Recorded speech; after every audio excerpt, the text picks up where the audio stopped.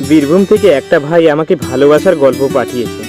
গল্পটা শেয়ার করার কারণ হচ্ছে, গল্পটা থেকে আপনারা একটা নিশ্চিত বুঝতে পারবেন মেয়েরা কতটা ছলনাময়ী। মেয়েদের থেকে একটু সাবধান এবং ভালোবাসার বিনিময় ক্ষেত্রে একটু সচেতন হওয়ার চেষ্টা করবেন। আমি একটা মেয়েকে চিনতাম না, জানতাম না, এতটা ভালোবেসেছিলাম আমি কল্পনাও করতে পারিনি। ওর জন্য একটা সময় এতটা কষ্ট হবে ভাবতেও পারিনি। টেলিফোন মোবাইলের যুগে যেখানে আমি চিঠির মাধ্যমে ভালোবাসা আদান প্রদান করেছিলাম, আমি তাকে চিঠি পাঠাতাম, ওই মানুষটা জানতো না আমি যে ওকে চিঠি পাঠাই। আমি ওকে লুকিয়ে লুকিয়ে অনেক বেশি ভালোবাসতাম। একটা সময় আমাদের দেখা হলো, কথা হলো, ভালোবাসা বিনিময় হলো।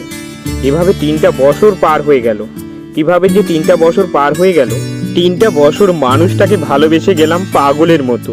আমাদের ভালোবাসার মাঝে কত প্রতিশ্রুতি, ভেদাভেদ হবার কোনো কথাই ছিল না। সারাটা জীবন একসাথে থাকার কথা ছিল আমাদের। তবে 3 বছরের ভালোবাসা পার হয়ে যাবার পর কেন জানি ওই মানুষটার পাশ থেকে অবহেলা পাচ্ছিলাম, কোনো কারণ ছাড়াই। কেন জানি ওর কাছ থেকে কষ্ট পাচ্ছিলাম। আমাদের দূরত্ব বেড়ে যাচ্ছিল। একটা সময় আমি ওকে ফোন কল করলে ও সব সময় ব্যস্ততা দেখাতো। ফেসবুকে থাকলে মেসেজ করলে মেসেজে সিন করতো না, নানা রকম অজুহাত দেখাতো। এতটা অবহেলা করতো আমি নিতে পারতাম না। আমি যখন একা একা সময় কাটাতাম তখন আমার কাছে মনে হতো আমার দম বন্ধ হয়ে আসছে, আমার কাছে কি যেন একটা নেই। আমি সব কিছু তন্ন তন্ন করে ফেলতাম। আমার এতটা কষ্ট হতো। আমাদের ভালোবাসার সম্পর্কটা আমাদের পরিবার থেকে জানতো, ওর পরিবার থেকেও কিছু মানুষ জানতো। 3 বছরের ভালোবাসা অনেকটা জানাজানি ছিল আমাদের পরিবারের মাঝে। ওর পরিবারে কিছু রান্না হলে আমার মায়ের কাছে পাঠিয়ে দিত। আমি রাগ করে না খেয়ে থাকলে ও আমার মাকে ফোন দিয়ে আমাকে খাবারের জন্য বলতো। একটা সময় এতটা অবহেলিত হয়ে যায়, ওকে ফোন কল করলেও সব সময় ব্যস্ততা দেখাতো, মেসেজ করলে মেসেজের উত্তর দিত না। সব সময় ব্যস্ততা, আমার থেকে দূরে দূরে সরে যেত। একটা সময় আমি ওর অবহেলা পেতে পেতে ওর কাছে আকুতি মিনতি করে বলেছিলাম, কেন তুমি আমার সাথে এমন করছো?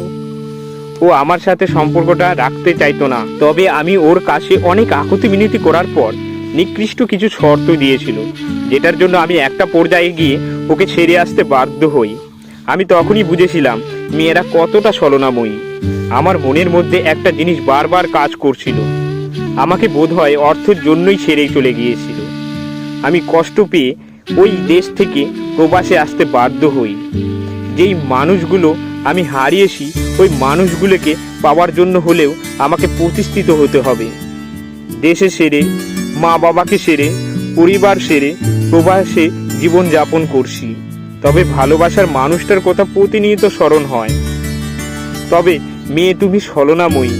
কিছু কিছু মেয়েদের কথা বলছি, যে মানুষগুলো অর্থের কারণে ভালোবাসার মানুষটাকে ছেড়ে চলে যায়, কোনো কারণ ছাড়াই ভালোবাসার মানুষটাকে নির্মমভাবে কষ্ট দেয়। তারা ভালোবাসতে জানে না। ভালোবাসা সব সময় সুন্দর, তবে কিছু কিছু মানুষের কাছে ভালোবাসা কুৎসিত এবং নিকৃষ্ট।